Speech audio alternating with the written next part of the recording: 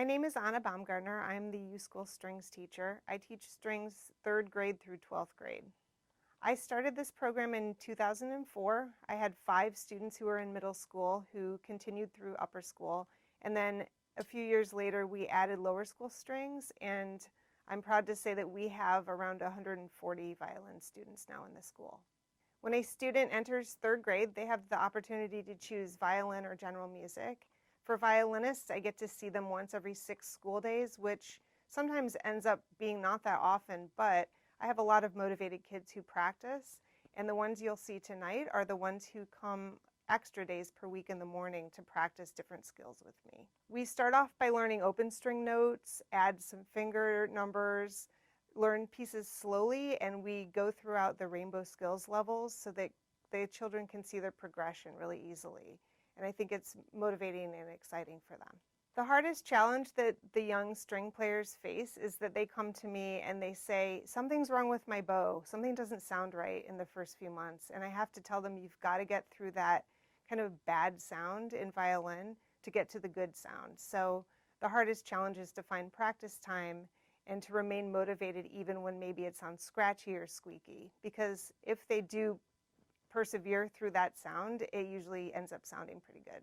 So I've heard that the kids think that my class is very fun, and there are probably a few reasons for that. They do love working towards goals, but they also do earn prizes. So if they practice 30 times in a row, they get a prize. Every time they practice 5 days in a row, they get a small prize. So they love going into the prize box. And I think that that motivates them early on to continue going because, let's face it, music is not an easy thing. It's very challenging. So I try to do whatever I can to motivate them. What you're going to see tonight are the lower school kids who practice extra times each week to learn note reading and other songs. So this group of kids has practiced with our singing group, Fantastics, to play a piece for you, and they will also play 2 of their own short holiday pieces. What you're hearing the lower school children play today may sound easy to you, but these pieces take a lot of skills, and my middle and upper school students will tell you that it took them a long time to be able to, let's say, put 2 fingers down on a string and cross over to another string.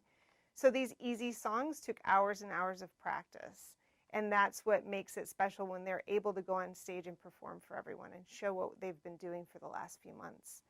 It's definitely a task that requires many hours, but once they're on stage, the children are usually pretty confident by the time they get up there. Tonight you will be hearing a combination of middle and upper school students playing different pieces.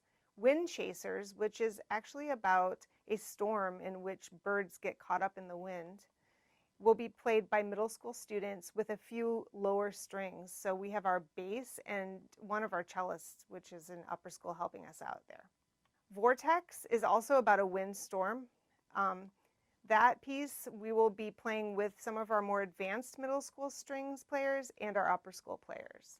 And finally, Por una Cabeza is our last piece, which is going to be played by mainly upper school students.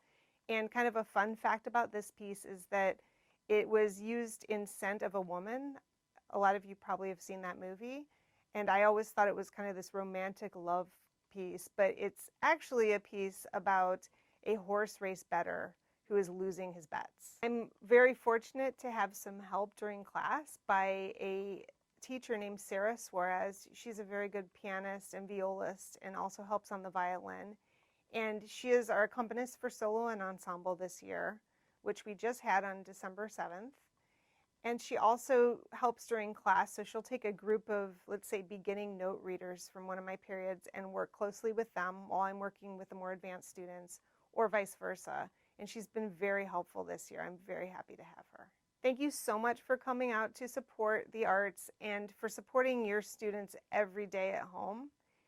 We have a great program ahead of you tonight, and I really hope you enjoy it.